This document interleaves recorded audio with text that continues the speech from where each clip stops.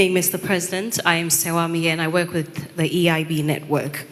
So, Mr. President, at a gathering of NDC lawyers somewhere in September last year, you urged them to aspire to become judges so that you can appoint them to bring a balance to the judiciary, which you have termed as an NPP-inclined judges.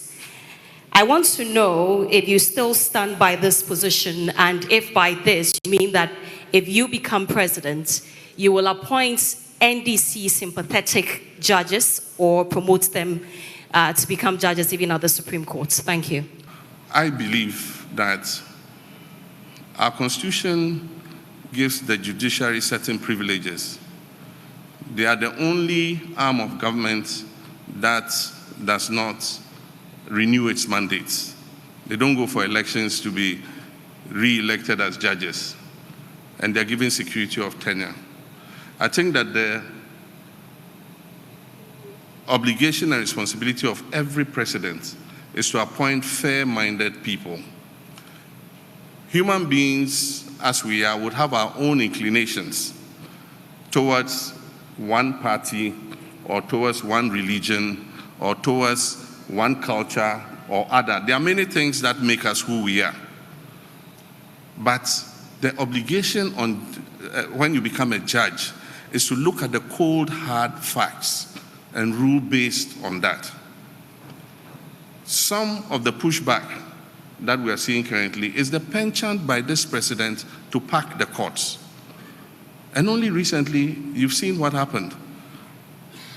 And I can't understand why the Chief Justice will be the one recommending, which judges to appoint. The Constitution is clear.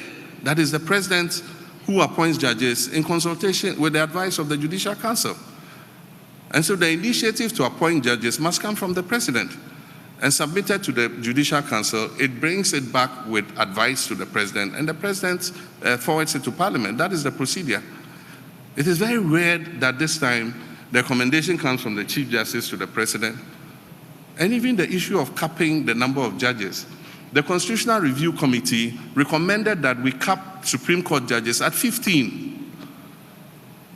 And so the issue of capping the Supreme Court is not for the Chief Justice to say.